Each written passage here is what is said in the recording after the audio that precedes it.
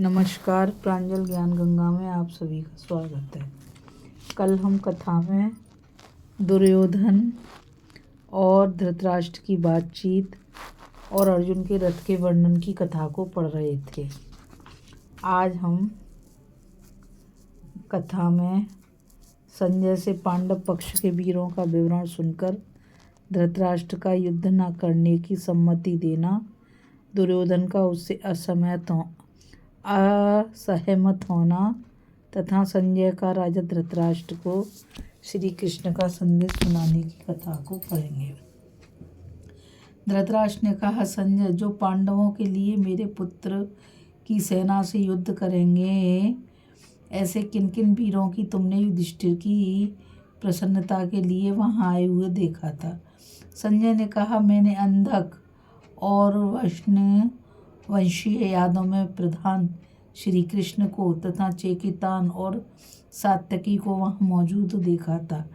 ये दोनों सुप्रसिद्ध महारथी अलग अलग एक एक अक्षौहिणी सेना लेकर और पांचाल नरेश द्रुपद अपने 10 पुत्र सत्यजीत और धृष्टद्युम्न आदि के सहित एक अक्षौहिणी सेना लेकर आए हैं।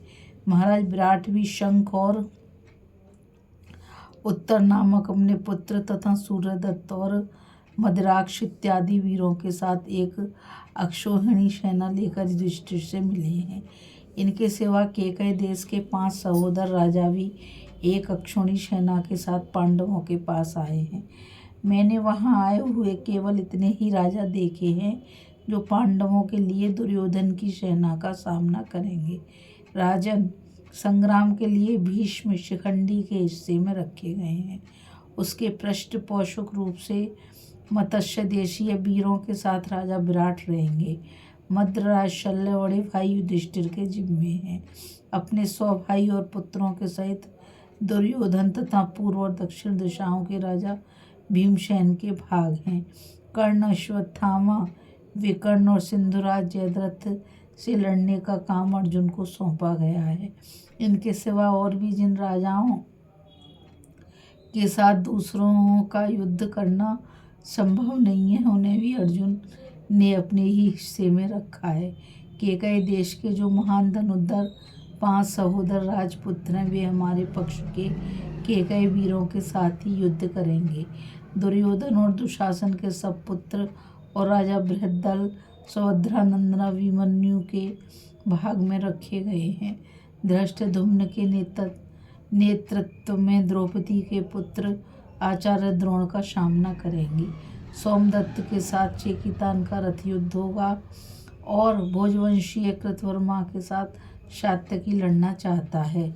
माद्री के पुत्र महावीर सहदेव ने स्वयं ही आपके साले शकुनी को अपने हिस्से में रखा है तथा माद्री नंदन नकुल ने उलुक, केतव्य और सारस्वतों के साथ युद्ध करने का निश्चय किया है। इनके सिवा इस युद्ध में और भी जो राजा आपकी ओर से युद्ध करेंगे, उनके नाम लेकर युद्ध करने के लिए पांडवों ने योद्धाओं को नियुक्त कर दिया है। राजन में निश्चिंत बैठा हुआ था। उस समय धृष्टद्युम्न ने मुझसे कहा कि तुम शीघ्र ही यहाँ से जाओ और तनिक भी देरी ना करते हुए वहाँ जो दुर्योधन के पक्ष के वीर हैं, उनसे वाहलिक, कुरु और प्रतीक के वंशधरों से तथा कृपाचार्य, कर्ण, द्रोण, अश्वत्थामा, जयद्रथ, दुशासन, विकर्ण, राजा दुर्योधन और भीष्म से जाकर कहो कि तुम्हें महाराज युधिष्ठिर के साथ भलेपन से ही व्यवहार करना चाहिए। ऐसा ना हो देवताओं से सुरक्षित अर्जुन तुम्हें मार डाले। तुम जल्दी ही धर्मराज को उनका राज्य सौंप दो। वे लोक में सुप्रसिद्ध वीर हैं, तुम उनसे क्षमा प्रार्थना करो। सब्यसाची अर्जुन जैसे पराक्रमी है, वैसा योद्धा इस पृथ्वी तल पर कोई दूसरा नहीं है। गांडीवधारी अर्जुन के रथ की रक्षा देवता लोग करते हैं, कोई भी मनुष्य उन्हें नहीं जीत सकता। इसलिए तुम युद्ध के लिए मन मत चलाओ। यह सुनकर राजा धृतराष्ट्र ने कहा, दुर्योधन, तुम युद्ध का विचार छोड़ दो महापुरुष युद्ध को तो किसी भी अवस्था में अच्छा नहीं बताते। इसलिए बेटा तुम पांडवों को उनका यथोचित भाग दे दो। तुम्हारे और तुम्हारे मंत्रियों के निर्वाह के लिए तो आधा राज्य भी बहुत है।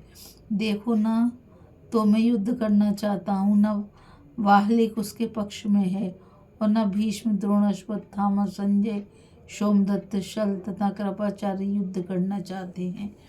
इनके सिवा सत्यव्रत, पुरुमित्र, जय और भूरिश्रवा भी युद्ध के पक्ष में नहीं है। मैं समझता हूँ तुम भी अपनी इच्छा से युद्ध नहीं कर रहे हो, बल्कि पापात्मा दुशासन, कर्ण और शकुनी ही तुमसे यह काम करा रहे हैं। इस पर दुर्योधन ने कहा, पिताजी, मैंने आप द्रोण, अश्वत्थामा, संजय, भीष्म, काम्बोज, नरेश, कृप, सत्यव्रत, पुरुमित्र, भूरिश्रवा अथवा आपके अन्य योद्धाओं के भरोसे पांडवों को युद्ध के लिए आमंत्रित नहीं किया है।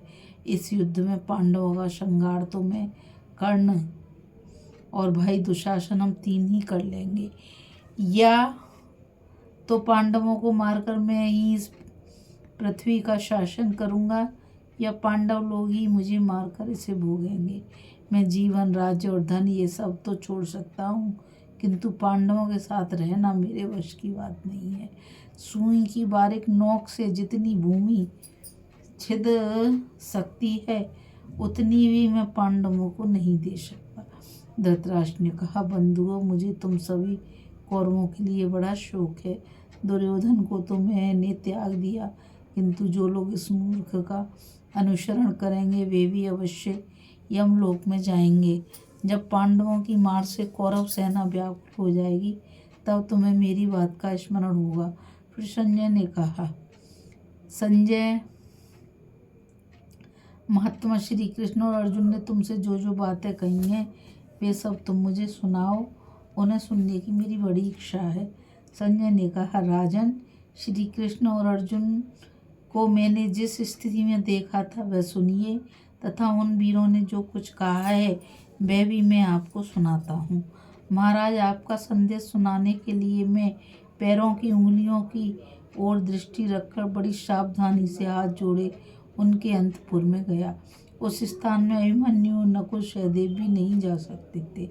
वहां पहुंचने पर मैंने देखा कि श्री कृष्ण अपने दोनों चरण अर्जुन की गोद में रखे हुए बैठे हैं तथा अर्जुन के चरण द्रौपदी और सत्यभामा की गोद में है। अर्जुन ने बैठने के लिए मुझे एक सोने का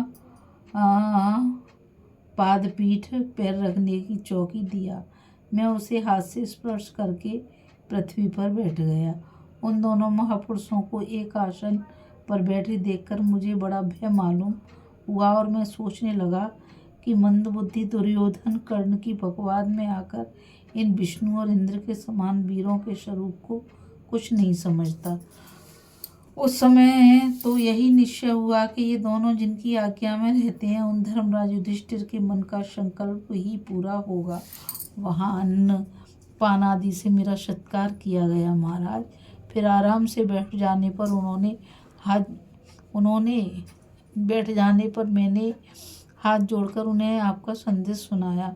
इस पर अर्जुन ने श्री कृष्ण के चरणों में प्रणाम करके उसका उत्तर देने के लिए प्रार्थना की।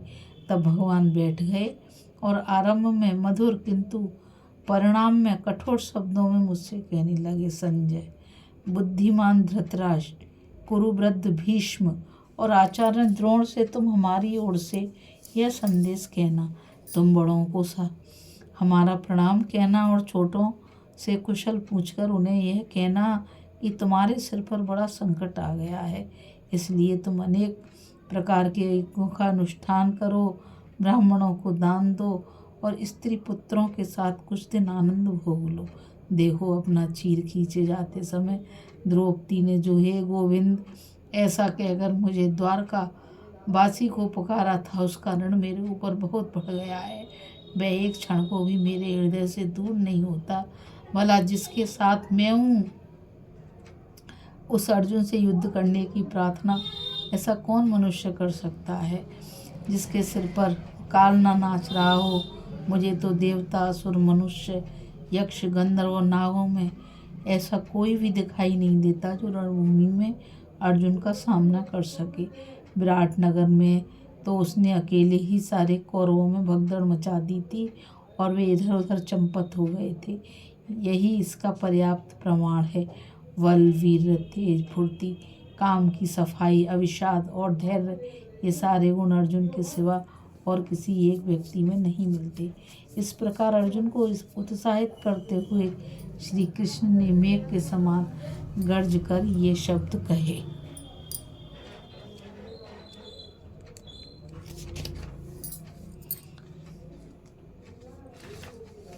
अभी हम कथा में संजय से पांडव पक्ष के वीरों का विवरण सुनकर धृतराष्ट्र का युद्ध न करने की सम्मति देना, दुर्योधन का उससे असहमत होना तथा संजय का राजा धृतराष्ट्र को श्री कृष्ण का संदेश सुनाने की कथा को पढ़ रहे थे।